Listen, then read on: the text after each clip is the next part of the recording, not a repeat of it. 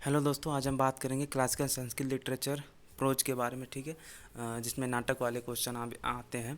और क्या कहते हैं, प्रोज में जो जो सेकंड सेमेस्टर में लगा हुआ है, नाटक के अलावा, मतलब नाटक तो थर्ड सेमेस्टर में लगा होगा, सेकंड सेमेस्टर में नाटक के अलावा जैसे सुकनासोपदेश, विश्वचरितम, ये सारी चीज़ें आपसे जो क्वेश्चन पूछे जाते हैं, किस तरह से पूछे जाते हैं, देखते हैं। ठीक है, बी ए ऑनर्स संस्कृत का है ये।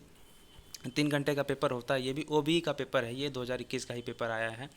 तो देखो यार, सबसे इंपॉर्टेंट क्वेश्चन, इसमें बहुत सारे इंपॉर्टेंट क्वेश्चन बनते हैं, मैंने पहले भी बता रखा है, परंतु इस साल का पेपर को अगर ध्यान में रखते हुए देखेंगे तो 2-3 क्वेश्चन उसके हिसाब से हमेशा जैसे पूछे जाते थे उसी के हिसाब से पूछे गए हैं। ठीक है, एक तो पहला क्वेश्चन जो है बहुत इंपॉर्टेंट है दोस्तों, सुकनासोपदेश के आधार पर लक्ष्मी का वर्णन कीजिए। ठीक है, लक्ष्मी का वर्णन और लक्ष्मी के स्वरूप का वर्णन बहुत इंपॉर्टेंट क्वेश्चन है, हमेशा पूछा जाता है। ठीक है, ऐसा एक भी साल नहीं आया है कि जिस बार ये क्वेश्चन पूछा ना गया, स्वरूप का वर्णन या लक्ष्मी का वर्णन। ठीक है, ऐसा इसलिए क्योंकि देखो इसमें ये बहुत इंपॉर्टेंट क्वेश्चन है, लक्ष्मी के बारे में काफ़ी अच्छा खासा परिचय उसमें दिया गया है बुक में, इसलिए ये क्वेश्चन बहुत इंपॉर्टेंट बन जाता है। पहला कि लक्ष्मी के स्वरूप का वर्णन कीजिए। ठीक है, आप अगर ऑफलाइन दे रहे हैं तो आपको और में किसी ना किसी क्वेश्चन के साथ मिल जाएगा, वरना लॉन्ग आंसर क्वेश्चन के ये आपको देखने को 100% मिल जाएगा।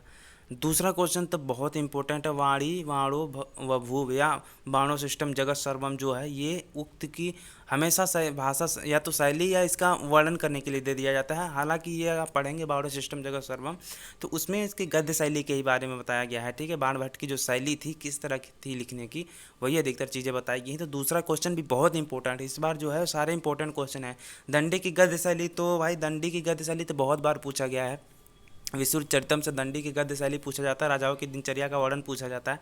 इसी तरह के क्वेश्चन हमेशा इंपॉर्टेंट बनते हैं, राजाओं की दिनचर्या का वर्णन भी अच्छे से कर लीजिएगा। ठीक है, चौथा क्वेश्चन देखते हैं कि विष्णुचरितम के अनुसार राजाओं की दिनचर्या का वर्णन। ठीक है, दिनचर्या का वर्णन और राजाओं की दिनचर्या का वर्णन बहुत इंपॉर्टेंट है, ये क्वेश्चन भी पूछा जा रहा है। चौथा क्वेश्चन आया हुआ है, राजा की दिनचर्या का वर्णन, या फिर राजा दिलीप का वर्णन कीजिए दे देता है कभी कभी। मतलब दिलीप के बारे में बहुत कम ही ऐसा पूछा गया है कि पर्टिकुलर किसी चीज़ पे पूछा गया है, परंतु राजाओं की दिनचर्या का वर्णन पूछ लेता है कि उसमें लिखना पड़ता है आपको, भोर में उठते थे, ब्रह्म मुहूर्त में उठते थे, क्या क्या करते थे क्या नहीं, ये सारी चीज़ें आपको लिखनी पड़ जाएंगी। ठीक है, पांचवा क्वेश्चन देखते हैं, संस्कृत गद्य काव्यों का उद्भव बताते हुए दो प्रमुख गद्य काव्यों पर एक लघु निबंध लिखे। ठीक है, दो प्रमुख काव्यों पर एक निबंध लिखने के लिए दे दिया गया है, रघुवंशम, महासंभव, दंडी का, विश्रुतचरितम।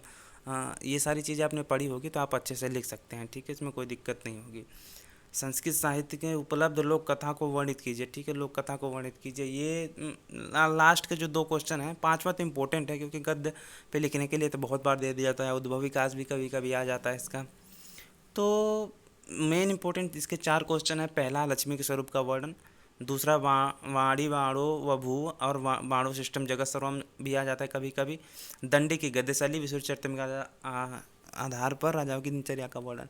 ये चारों बहुत इंपॉर्टेंट क्वेश्चन हैं, अधिकतर इसी तरह के क्वेश्चन पूछे जाते हैं। अगर आप लोग तैयारी कर रहे हैं तो इस चारों क्वेश्चन को 100% तैयार करके जाइएगा, 2-3 या 4 चारों 100% आपको देखने को मिल जाएंगे। ठीक है, तो चैनल पे हमारे नए हैं तो सब्सक्राइब जरूर कर लीजिएगा। Thank you so much all of you, आप सभी का बहुत बहुत धन्यवाद।